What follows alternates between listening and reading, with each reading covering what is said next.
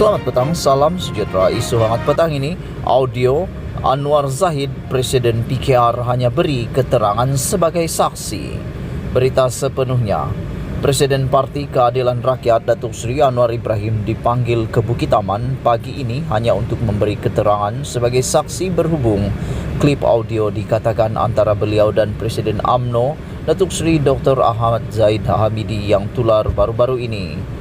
Anwar yang ditemui pemberita selepas memberikan keterangan berkata, beliau tidak pasti rakaman percakapan itu melibatkan kes mana-mana kes.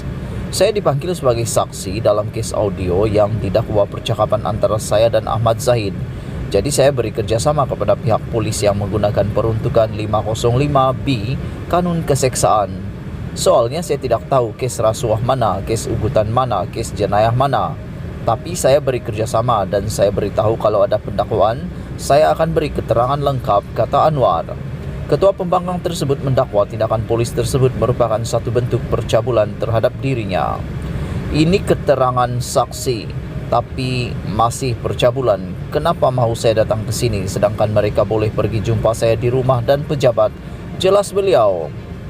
Ketika ditanya sama ada beliau disoal oleh polis mengenai suara yang terdapat dalam rakaman audio itu, Anwar menjawab ringkas, ada tetapi soalan itu tidak relevan.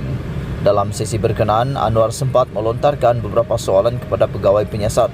Sama ada dua audio yang melibatkan suara yang didakwa milik Perdana Menteri Tan Sri Muhyiddin Yassin dan suara Menteri Dalam Negeri Datuk Sri Hamzah Zainuddin turut disiasat.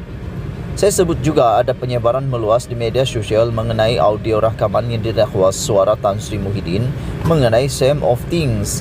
Dia melibatkan ugutan rasuah, kalau orang ini sokong orang ini akan lantik dalam GLC orang ini dan sebagainya. Jadi saya tanya, adakah ada sesatkah, dan setakat saya tahu belum ada sesatan.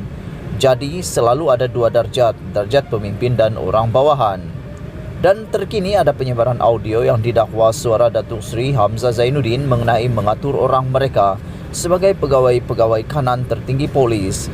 Jadi saya nak tanya, adakah siasatan dalam kes seperti ini yang jauh lebih serius kerana melanggar beberapa peraturan dan melanggar jaminan beliau tidak campur tangan dalam urusan ini, kata Anwar.